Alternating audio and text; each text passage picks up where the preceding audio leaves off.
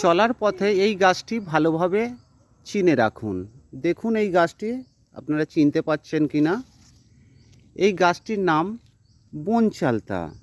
আমরা বনচালতা নামে চিনি। যদি আপনারা অন্য কেউ এই নাম এই নাম ছাড়া অন্য কোনো নামে চিনে থাকেন অবশ্যই কমেন্টে জানাবেন।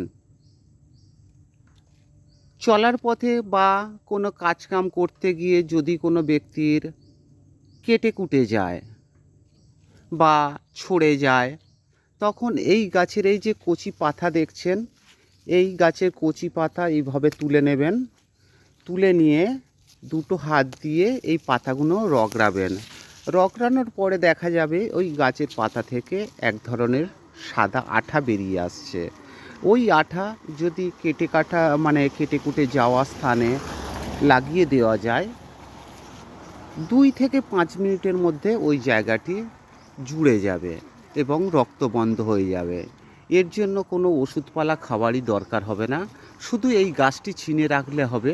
এই গাছের কচি পাতা ওই স্থানে রগড়ে বসিয়ে দেবেন বা ওই গাছের আঠা লাগিয়ে দেবেন।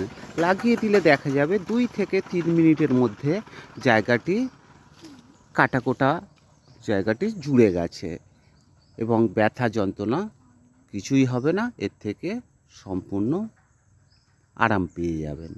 ভিডিওটি ভালো লাগলে বন্ধুবান্ধব আত্মীয় স্বজনদেরকে শেয়ার করবেন, পারলে একটি লাইক করবেন।